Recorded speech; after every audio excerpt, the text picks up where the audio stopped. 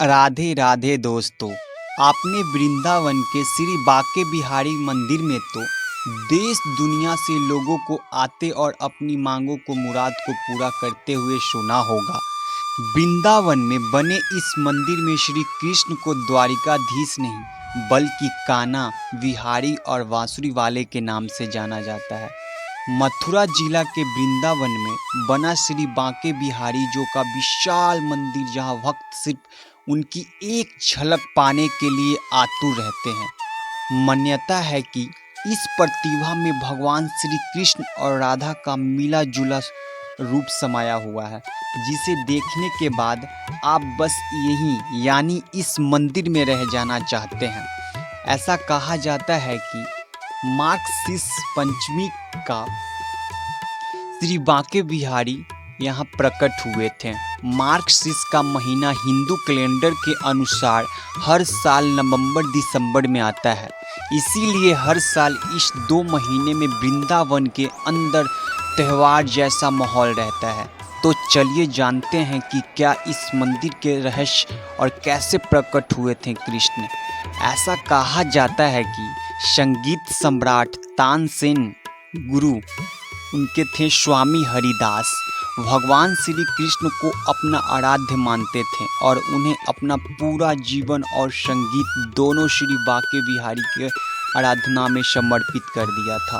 वृंदावन में रास लीला स्थली में बैठकर स्वामी हरिदास घंटों बिताया करते थे। ऐसा कहा जाता है कि जब स्वामी हरिदास कृष्ण और राधा की भक्ति में लीन होते थे तब कृष्ण और राधा दर्शन देने के लिए आते थे। स्वामी हरिदास को उनकी शिष्यों ने उनसे विनती की और कहा, मैं भी श्री कृष्ण और राधा के भव्य स्वरूप के दर्शन करना चाहता हूँ। सभी भक्तों के ऐसा कहने पर स्वामी हरिदास मान गए। फिर से अपने शिष्यों के साथ भजन में लीन हो गए। उस दिन जब श्री कृष्ण और राधा ने दर्शन दिए तो उन्होंने कहा, सभी शिष्य आपके दर्शन करना चाहते हैं।